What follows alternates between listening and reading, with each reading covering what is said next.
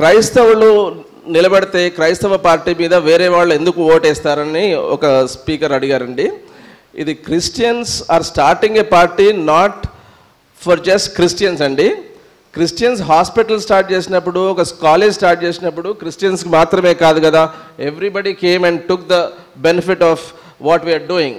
Like wise మేము ఏం చేస్తున్నామంటే we're still talking, we're discussing, we're talking to Muslims, we are talking to most backward classes who are never represented in the assembly.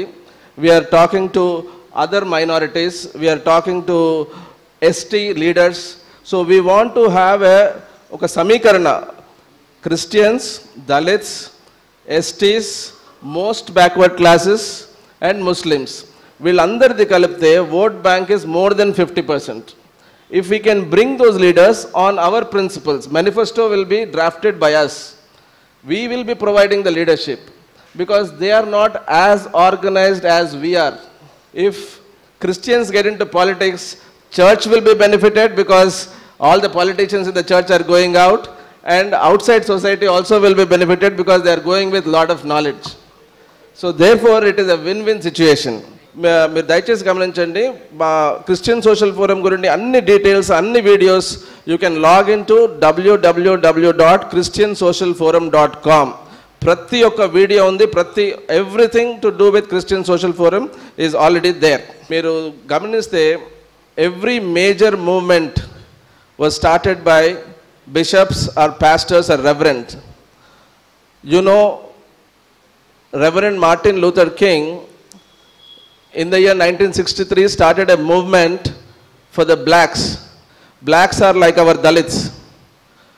America lo blacks were treated like slaves and they didn't have equal rights. Martin Luther King, who is a reverend, he started a movement and started creating awareness amongst blacks to fight for the equal rights with the whites. And he was successful first legally to get the rights equally, for which he got a Nobel Prize at a young age of 35 years. And after 45 years of his fighting, a black American has become a president of America. Therefore, if we start the work now, definitely we will see the fruits in 40-50 ఏళ్ళు పట్టకపోవచ్చు, మనకు ఒక 10-15 ఏళ్ళు 20 ఏళ్లలో మనం కావాల్సింది సాధించుకోవచ్చండి. CSF అనే ఈ యొక్క ఏదైతే ఫోరం ఉందో, ఈ ఫోరం ద్వారా ఒక పొలిటికల్ పార్టీ మనము తీసుకొచ్చి నిర్భయంగా క్రైస్తవులని ప్రకటించే వారిని, దైవభక్తి కలిగిన వారిని, ప్రజలను దేవుని మార్గములో నడిపించే వారిని మనము ఎందుకు నాయకులుగా మనం ఎంపిక చేసుకోలేం? ఆ రోజు మోషేకి వారి మామయ్య సలహా ఇచ్చారు, కానీ ఈరోజు మనం అందరము కలిసి ఎందుకు మన వారికి ఆ సలహా ఇవ్వకూడదు అని ఈరోజు నేను ప్రశ్నిస్తున్నాను. ఒకరి వల్ల కాదండి. ఈరోజు ఎంతమంది మన కొరకు, మన సమాజము కొరకు, మన హక్కుల కొరకు, మన పరిరక్షణ కొరకు ఎంతమంది ఆ పార్టీ శ్రేణులు మన క్రైస్తవుల కొరకు పనిచేస్తారని గ్యారంటీ ఏముంది? అందుకనే శక్తి ఉంది మన దగ్గర. ఏమి శక్తి అది? దేవుని యొక్క శక్తి. హల్లెలూయా. దేవుడు మన పక్షం ఉండగా మనకి విరోధి ఎవరు?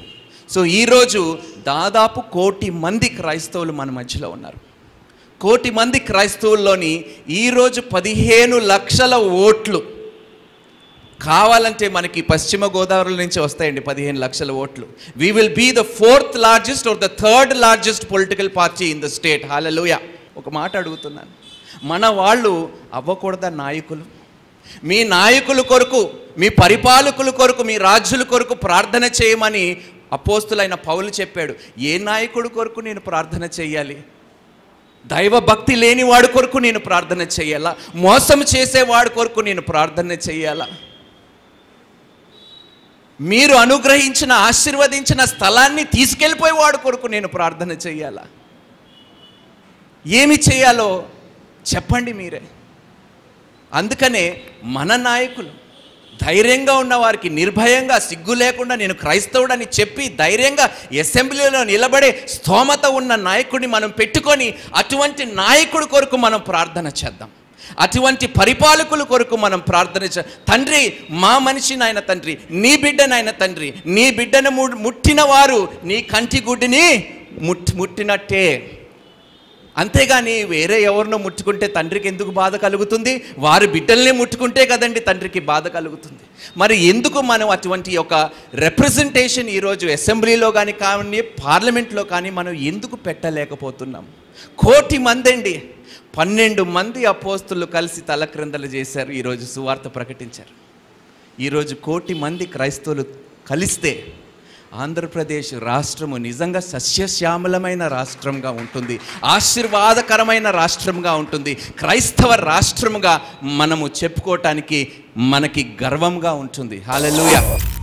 క్రిస్టియన్స్కి రాజకీయాలు అవసరమా అని అది మీరు ఆలోచించండి. తప్పకుండా అవసరం అండి. ఎందుకంటే మనం బైబిల్ తరచి చూస్తే మరి యోసేపు ఎక్కడ పనిచేశాడండి? ఆ యొక్క ఫరో యొక్క సంస్థానంలో ఒక మినిస్టర్గా పనిచేశాడు. అందుకంటాడు యోసేపు ఫలించడి కొమ్మ కనుక అతను బందీ గృహంలోంచి బయటకు వచ్చి ఒక మినిస్టర్గా అయ్యాడు. కనుక మనం ఎక్కడున్నా కూడా క్రైస్తవులు మనంతట మనము మరి పైకి రాలేకపోయినా దైవశక్తి చేత దేవుని యొక్క డివైన్ ఇంటర్వెన్షన్తో మనం ముందుకు సాగిపోగలం. మరి ఎస్తేరును చూద్దాం. ఎస్తేరు నాకెందుకు అనుకుంటే తన జనాంగం రక్షించబడేది కాదు. మరి ఎస్తేరు కూడా ఒక చక్కటి ఒక ఇంటలెక్చువల్ మినిస్టర్ అండి. తను మినిస్టర్గా పనిచేసింది.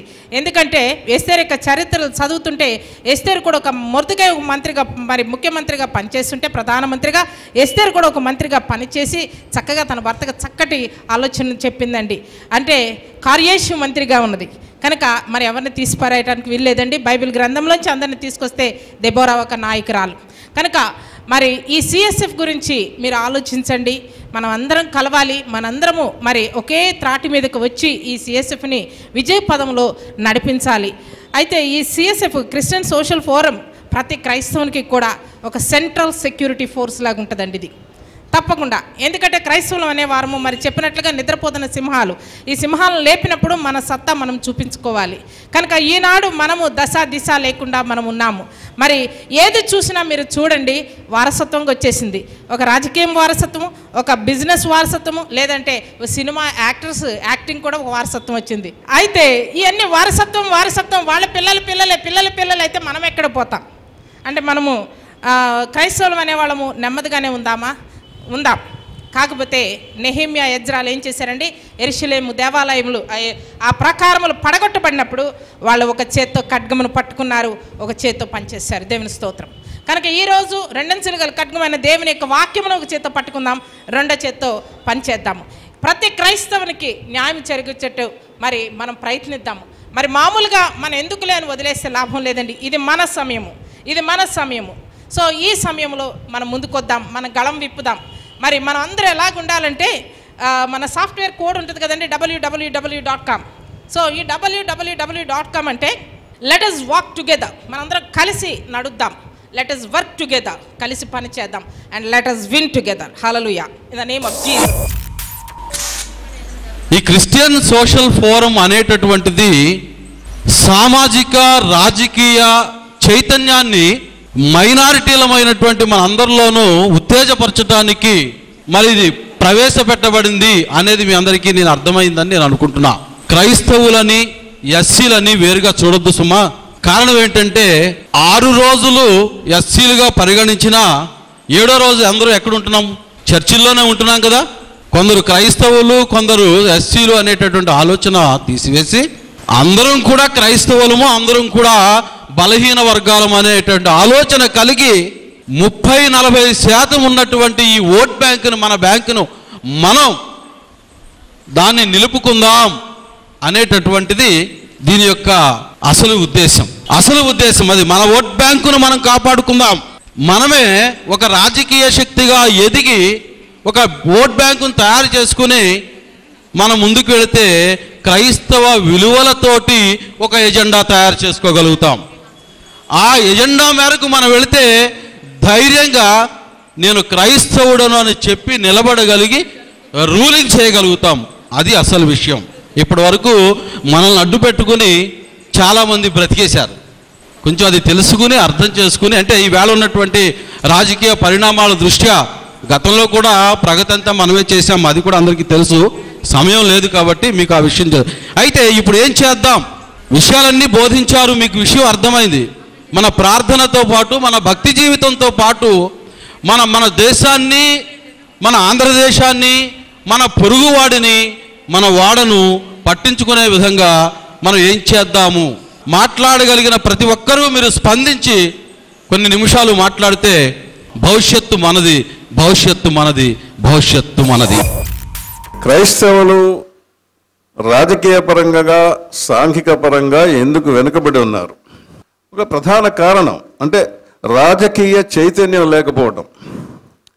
అంచేత పెద్దలందరినీ నేను కోరేది ఏంటంటే, first of all explore the root cause for this political backwardness. కారణాలు ఏంటి? Church is partly responsible. అంటే వ్యక్తి స్వాతంత్రం చాలా వరకు అది రెస్ట్రిక్ట్ అయి ఉన్నది కొన్ని సంఘాల్లో. That may be one of the reasons. మనలో పొలిటికల్ అవేర్నెస్ లేకపోవడం. అందుచేత మనం first of all we must find out the cause, the root cause. We must explore the root cause for our political backwardness. రెండవది, explored the myth. అంటే ఒక మాయ అన్నమాట. క్రైస్తవులు రాజకీయాల్లో రాణించరు, వీళ్ళకి రాజకీయాలు తెలియవు, రాజకీయాలు చేతనవ్వవు అనేటువంటి ఒక మిత్, అదొక మాయ సృష్టించబడింది. ఇది మాయ. క్రైస్తవులు రాజకీయాల్లో రాణించరు అనేటువంటిది అదొక మాయ. మూడవది, ఎంబ్రేస్ ద న్యూ హోప్. మనకు ఒక నిరీక్షణ ఉంది. క్రైస్తవ సామాజిక వేదిక అనేటువంటిది మనకు ఒక నిరీక్షణ కలుగజేస్తుంది. ఈ వేదిక మేము తలంచినప్పుడు ఇది కులరహితమైనది, ప్రాంతీయ రహితమైనది, డినామినేషన్ రహితమైనది అని చెప్పేసి మేము ఎంతో డిస్కషన్ చేసి ఈ వేదిక ద్వారా మన వాళ్ళని జాగృతం చేయాలి. మనం రాజకీయాలకు పనికిరాము అనేటువంటిది అగ్రవర్ణాలు కల్పించినటువంటిది ఒక మాయ. ఆ మాయను మనం పటాపంచలు చేసి మనకు ఒక నిరీక్షణ ఉంది. భవిష్యత్తులో రాజ్యాధికారం మనం చేపట్టగలము అనేటువంటి ఒక గొప్ప నిరీక్షణతో మనం ముందుకు సాగినట్లయితే తప్పనిసరిగా మరి ఒకానొక రోజున మన west Godavari it self can send 7 members into state legislative assembly. ఆ దిశగా మీరు ప్రయత్నం చేయాలని మిమ్మల్ని ప్రార్థిస్తున్నాను. ఈ ఉదయకాల సమయంలో క్రిస్టియన్ సోషల్ ఫోరం అనేటువంటి ఒక గొప్ప క్రైస్తవ ఆర్గనైజేషను భారతదేశంలో ఉన్నటువంటి క్రైస్తవులందరికీ రాజకీయంగా, సాంఘికంగా, ఆర్థికపరమైనటువంటి విధానంలో వారికి ప్రత్యేకమైనటువంటి ప్రాధాన్యతను కల్పించాలనే ఉద్దేశంతోనే క్రైస్తవులుగా చదువుకొని ఐఏఎస్, ఐపీఎస్ ఆఫీసర్లుగా ఎంతో కాలం ప్రభుత్వానికి సేవ చేసి చివరికి క్రైస్తవులకి న్యాయం కోసం, క్రైస్తవులు జరుగుతున్న అన్యాయాల కోసం పోరాడాలని కంకణం కట్టుకున్నటువంటి మరి ఐపీఎస్ ఆఫీసర్ ఆల్ఫ్రెడ్ గారు, దేవదానం గారు తదితరులు ఈ క్రిస్టియన్ సోషల్ ఫోరం అనేటువంటి దానిని హైదరాబాదులో ప్రారంభించారు. ఇది ఏ ఫండ్ రైజింగ్ కాదు, లేక ఏజెన్సీ కాదు. భారతదేశంలో ఉన్నటువంటి క్రైస్తవులకి ఆయా రాష్ట్రాల్లో జరుగుతున్నటువంటి అన్యాయ విషయమై మరణం వరకు కూడా పోరాడాలని ఉద్దేశంతో స్థాపించబడినటువంటి ఏకైక సంస్థ క్రిస్టియన్ సోషల్ ఫోరం. ఈ సోషల్ ఫోరం యొక్క ఉద్దేశం ఏంటంటే, భారతదేశంలో మరి క్రైస్తవులు లేక దళితులు అనేటువంటి వారి ప్రాంతాలలో కొన్ని వందల చర్చిలు ఉంటాయి. ఆదివారం చర్చి అన్నీ నిండిపోతాయి. కానీ క్రైస్తవులకంటూ ఒక మున్సిపల్ కౌన్సిలర్ దగ్గర నుంచి కానీ, గ్రామ స్థాయిలో పంచాయతీలో నుంచి కానీ, పార్లమెంటు వరకు కానీ, లేక మంత్రి వర్గంలో కానీ, కనీసం ఎమ్మెల్యేలుగా, ఎమ్మెల్సీలుగా క్రైస్తవ రిజర్వేషన్ అనేటువంటిది లేకుండా రాజకీయంగా కాంగ్రెస్ ఏంటి, జనతా పార్టీ ఏంటి, లేక బీజేపీ ఏంటి, తెలుగుదేశం ఏంటి, అన్ని పార్టీలు కూడా క్రైస్తవులకి ఏమాత్రమని కూడా ప్రాధాన్యత ఇవ్వడం లేదు. నిజంగా చెప్పాలంటే క్రైస్తవులే ఎస్సీలే క్రైస్తవులుగా ఉన్నా ఈ దేశంలో క్రైస్తవుడు అని సర్టిఫికెట్ మీద పెట్టుకున్నంత మాత్రాన భారతదేశంలో దళితుడు పొందవలసినటువంటి మేళ్ళన్నిటినీ లేక లాభాలను ఫెసిలిటీస్ని ప్రభుత్వం వారు ఏ ప్రభుత్వం పరిపాలించినా ఆ ప్రభుత్వం వారు క్రైస్తవులనే కాలరాస్తున్నారు. మనందరికీ కూడా తెలిసినటువంటి విషయమే. మరి నేటికి అన్ని కులాల వారికి కులాల వారిగా ముఖ్యమంత్రులని, కులాల వారిగా మంత్రులని, కులాల వారిగా ఎమ్మెల్యే సీట్లు, కులాల వారిగా ఎమ్మెల్సీ సీట్లు, కులాల వారిగా మున్సిపల్ చైర్మన్లు, కౌన్సిలర్లు ఇస్తున్నారు. అయితే క్రైస్తవుడికి ఇది క్రైస్తవ ఏరియా. ఒక ఏరియాలో 20 చర్చిలు ఉన్నాయి. ఈ 20 చర్చిలు ఉన్నాయి కనుక ఇక్కడ క్రైస్తవులు ఉన్నారనేటువంటి ఇంగిత జ్ఞానం ప్రభుత్వానికి లేకుండా పోతుంది. అందుచే ఆ క్రైస్తవ చర్చికి వెళ్ళే వాళ్ళని కూడా క్రైస్తవులుగా లెక్కించకుండా, క్రైస్తవులుగా గుర్తించకుండా, క్రైస్తవులకి ఎలాంటి ప్రాధాన్యత అనేటువంటిది లేకుండా చేసి క్రైస్తత్వం అనేటువంటిది భారతదేశంలో ఉండకుండా సర్వనాశనం చేయాలని అనేకమైనటువంటి గ్రూపులు తయారైనట్టుగాను వాటిని ఖండించలేక దిద్దలేక ప్రభుత్వం వారు పడుతున్నటువంటి సమస్యలని మనందరికీ కూడా తెలిసినటువంటి విషయమే. ఎక్కడ క్రైస్తవులు తక్కువగా ఉంటున్నారో, ఎక్కడ దళితులు తక్కువగా ఉన్నారో, మైనారిటీస్ తక్కువగా ఉన్నారో ఆయా రాష్ట్రాలలో క్రైస్తవులపై దాడులు, చర్చిలు కాల్చివేయటం, పడగొట్టడం, అట్లానే పాస్టర్స్ను కూడా మరి చంపివేయటం అనేటువంటివి పేపర్లో మనం తరచుగా చూస్తున్నాం. వాటి విషయంలో విచారిస్తున్నాం. అయితే ఎన్నో క్రైస్తవ సంస్థలు ఉన్నవి.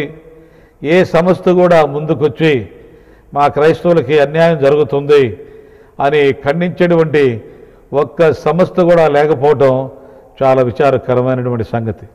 ప్రతి వారు కూడా నేను ఒక సంస్థ పెట్టాలి, నేను దానికి ప్రెసిడెంట్ అవ్వాలి, ఒక నాయకుడిని అవ్వాలి అనేటువంటి తత్వంతోనే నాయకత్వాల కోసమే పోరాడుతున్నారు. కానీ క్రైస్తవులకు జరుగుతున్నటువంటి భారతదేశంలో అన్యాయాల గురించి, క్రైస్తవులకి ఏ రిజర్వేషన్ లేకుండా, క్రైస్తవులకి స్కాలర్షిప్లు లేకుండా, ఉచిత విద్య లేకుండా భారతదేశం క్రైస్తవుల ఓట్లు వేయించుకుంటూనే క్రైస్తవులను చాలా చిన్నచూపు చూస్తున్నటువంటి విషయాన్ని మనందరికీ కూడా తెలుసు.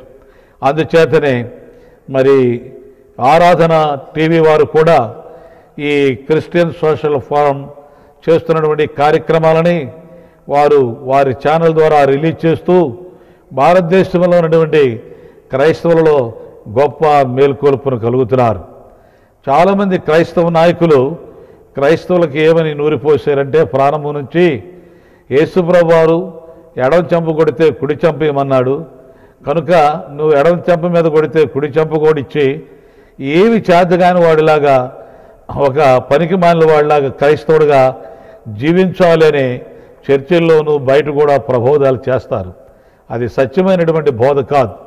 కారణం ఏంటంటే, యేసుప్రభు వారు సువార్త సేవ చేసేటప్పుడు ఎవడైనా నిన్ను కొడితే వాడికి మరో చెంప చూపించి ప్రేమ చూపించమన్నాడు. కానీ నువ్వు క్రైస్తవుడైనంత మాత్రాన, లేక రోడ్డు మీద బైబిల్ తీసుకుని వెళుతున్నంత మాత్రాన పిలిచి చెంప మీద కొడితే రెండో చెంప వేస్తే ఏ క్రైస్తవుడు కూడా ఈ భూలోకంలో జీవించలేడు. అందరూ కొడితే వాడు సాయంత్రానికి మరణిస్తాడు. కనుక అది చాలా తెలివి తక్కువ, అమాయకత్వమైనటువంటి బోధ.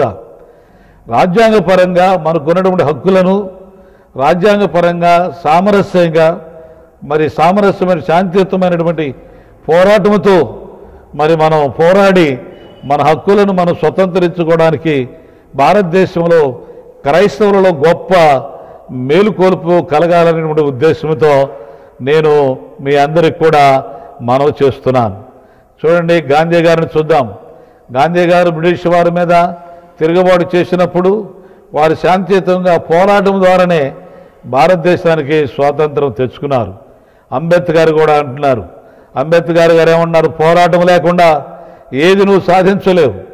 మన పితామహులు నాయకుల యొక్క అడుగుజాడల్లో మనం నడుస్తున్నామంటే నిజంగా మనము కూడా ప్రభుత్వానికి వ్యతిరేకంగా కాదు, కానీ ప్రభుత్వానికి అనుకూలంగానే మరి నడుస్తూ వారి దగ్గరికి వెళ్ళి మన నాయకులను పంపి క్రైస్తవులకు మాకు కూడా కొన్ని పదవులు కావాలి, నిజంగా మాట్లాడాలంటే క్రైస్తవులు 2% అని అంటున్నారు. 2% క్రైస్తవులు అయితే భారతదేశంలో కొన్ని లక్షల చర్చలు ఉన్నాయి. దాని అర్థం ఏంటి? హిందువులు ఎంతోమంది ఈ దినాన ప్రభు అయినటువంటి యేసుక్రీస్తు వారిని నమ్ముకొని క్రైస్తవులుగా మారుతున్న వాళ్ళు కొన్ని లక్షల మంది ఉన్నారు. వీరందరి జనాభా లెక్క ప్రాతిపదికంగా మనం చూస్తే మాకు కూడా రిజర్వేషన్లు ఇవ్వడానికి అర్హులమేనని, రిజర్వేషన్ కొరకు పోరాడటానికి మాకు హక్కులు ఉన్నటువంటి విషయాన్ని ప్రభుత్వం వారు కూడా గమనించాలని మనవి చేస్తున్నాం. ఈ రోజున మరి ఆరాధన టీవీ వారు తెనాలిలో, ఇక్కడ గంగాణపేటలో మరి మా చర్చిలో ఈ కార్యక్రమాన్ని ఏర్పాటు చేశారు. కారణం ఏంటంటే తెనాలి రాజకీయ చైతన్యం కలిగినటువంటి ప్రదేశం. క్రైస్తవుల ఒక ఐక్యతని, నిస్వార్థమైనటువంటి ఐక్యతని తీసుకురావాలని ఈ నెల 25వ తారీఖున గడ్డం థామస్, బిషప్ థామస్ గారు ఆ చర్చి నందు పాలాద్రి కాలువ ఒడ్డున ఈ యొక్క సభ ప్రారంభం అవుతుంది. లేక ఈ కార్యక్రమాన్ని, సమావేశాన్ని ప్రారంభిస్తారు.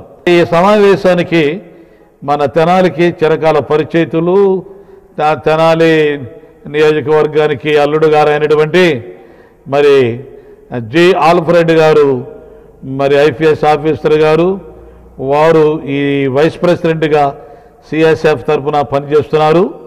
వారు వచ్చి మనకి ఇంట్రడక్షన్ ఇస్తారు. అట్లానే పాలు పుల్ల సిఎఫ్ జనరల్ సెక్రటరీ గారు ఆరాధన ఛానల్కి వారు మరి ప్రెసిడెంట్గా ఉంటున్నారు.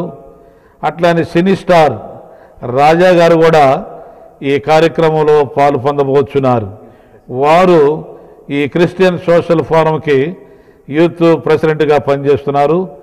అట్లానే దాసరి కరుణాశ్రీ మహిళా మండలికి సెక్రటరీగా పనిచేస్తున్నటువంటి వారు. అట్లానే మరి శివాజీ రాజు గారు, వారు కూడా జర్నలిస్ట్ గారు, మనందరికీ కూడా చిరకాల పరిచయితులు, స్వర్ణదీపిక పత్రిక ఎడిటర్గా పనిచేస్తున్నారు. ఈ నెల 25వ తారీఖు సోమవారం ఉదయం 10 గంటలకి మా చర్చిలో గంగాణంపేట పాలాద్రి కాలువ ఒడ్డున బిషప్ గడ్డం థామస్ గారి చర్చి నందు 10 గంటలకే సభ ప్రారంభం జరుగుతుంది. సమయాన్ని గట్టిగా పాటించాలని ప్రభునందు మీ అందరికీ మనవి చేస్తున్నాం. దేవుడు మిమ్మల్ని దీవించును. రాజకీయాల్లో, ప్రజాస్వామ్యంలో నెంబర్ గేమ్ అని అంటే ఎవరు ప్రజలు నెంబర్ ఎక్కువ ఉంటుందో పార్టీలన్నీ, ప్రభుత్వాలన్నీ వాళ్ళ దగ్గరికి వెళ్ళి ఓటు బ్యాంకుగా వాళ్ళను నిర్ణయించుకొని వాళ్ళ పనులు త్వరగా చేయటానికి సిద్ధపడితే రేపు రాబోయే ఎలక్షన్లో మాకు గెలుపు తథ్యం అన్నటువంటి ధోరణిలో వెళ్తూ ఉంటారు. దాంట్లో ఇది అవసరమా, అనవసరమా, వీళ్ళకి ఇది ఏంటి అనే దాని గురించి ఆలోచన చేసేటటువంటి విషయాలు వాళ్ళు పట్టించుకోరు. అలాంటప్పుడు ఏంటంటే క్రైస్తవులైన మనము కేవలము 2% కూడా లేదు అన్నటువంటి భావన ప్రభుత్వ అధికారుల్లో ఉంది, రాజకీయ నాయకుల్లో ఉంది, ప్రతి పార్టీలో కూడా ఉంది. ఇప్పుడు మనకు మంచుకు చూసుకుంటే గత 10 సంవత్సరాల లోపల ఇంతకు ముందు అయితే అంతగా లేదు. కానీ ఇప్పుడు ఎందుకో మనం అభివృద్ధి చెందుతుందామనో లేకపోతే మన మీద అసూయతోనో ఈ క్రైస్తవ సమాజం మీద, క్రైస్తవ యాజకుల మీద, ప్రీస్టుల మీద, టీచర్ల మీద, సువార్థికుల మీద ఒక విధమైనటువంటి దౌర్జన్యాలు చాలా ఎక్కువైనాయని మీకు తెలుసు. ఇంకా మీకు కూడా తెలిసి ఉంటుంది, చాలామంది ఇండిపెండెంట్ పాస్టర్స్, ఎవాంజలిస్ట్ ఊళ్ళల్లో అక్కడ మన సువార్త బోధించేటప్పుడు మరి చాలామంది వారు వింటారు. తర్వాత ఎందుకో శత్రుత్వంతో కొంతమందిని పాస్టర్లను వాళ్ళ మీద అటాక్ చేయటం, కొంతమంది మర్డర్స్ జరిగాయి, కొంతమంది తీవ్రంగా గాయపడ్డారు. తర్వాత ఇదే కాకుండా ఎక్కడన్నా చర్చిలను వాళ్ళు దాని మీద అటాక్ చేయటము, చర్చిలను కూలగొట్టడము, వీటన్నిటికీ కారణం ఏమంటే ఒక విధంగా ప్రజల్లో క్రైస్తవత్వానికి వ్యతిరేకత రావటం, అదే కాకుండా ముఖ్యంగా మనల్ని మనం రక్షించుకునేటటువంటి సామర్థ్యం లేకపోవటం వల్లనే ఇవన్నీ జరుగుతున్నాయి. ఇవన్నీ ఎందుకు చెప్పొస్తున్నంటే ఇలాంటి ఉదాహరణలు చెప్పకపోతుంటే ఒక రోజంతా కూడా చెప్పచ్చు. అంటే మనల్ని నిర్లక్ష్యం చేస్తున్నారు అని చెప్పటానికి మాత్రమే ఈ ఉదాహరణలు నేను చెప్పాను. ఇలాంటి నిర్లక్ష్యం ఎందుకు అని అంటే మనకు ఒక రాజకీయ ఒత్తిడి, రాజకీయ పలుకుబడి అంటూ క్రిస్టియన్స్ రాజకీయాల్లో పనికిరారని కానీ లేక రాజకీయ పదవుల్లో పనికిరారని కానీ వేరే వాళ్ళంటే అనొచ్చు, కానీ ఈ దేశాన్ని పాలించిన ప్రధానమంత్రి నుంచి బహుశా ఈరోజు మన రాష్ట్రాన్ని పాలించే ముఖ్యమంత్రి వరకు భారతదేశంలో ఉన్న కీలకమైన పదవులు, రాజకీయ పదవులు నిర్వహించే వారికి సలహాదారులందరూ, ముఖ్య సలహాదారులందరూ క్రైస్తవులే. చరిత్ర look in to the history. కాబట్టి దాంతో సరిపెట్టుకోవద్దు. మనం కేవలం సలహాదారులుగా మాత్రమే మనం మిగిలిపోవద్దు. కాబట్టి ఎవరు ఏమనుకున్నా కుర్చీలో కూర్చునేది మాత్రం ఖాయం. ఏలూరులో బిగ్గర్ ఈవెంట్ ఏర్పాటు చేసేది ఖాయం. మరి వారికి మాట ఇస్తున్నాం, మేము వెనక్కి తిరిగి పోము. ఇక్కడ కూర్చున్నటువంటి వాళ్ళందరము కూడా బహుశా ఇక్కడ కూర్చున్న వాళ్ళందరూ వాళ్ళే, ఏంటంటే మరి ముందుకు తీసుకెళ్లేటువంటి వాళ్ళే. ఈ నెల 25వ తారీఖు సోమవారం ఉదయం 10 గంటలకి మా చర్చిలో గంగాణంపేట పాలెద్దరి కాలువ ఒడ్డున బిషప్ గడ్డం థామస్ గారి చర్చి నందు 10 గంటలకే సభ ప్రారంభం జరుగుతుంది. సమయాన్ని గట్టిగా పాటించాలని ప్రభునందు మీ అందరికీ మనవి చేస్తున్నాం. దేవుడు మిమ్మల్ని దీవించునుగాక.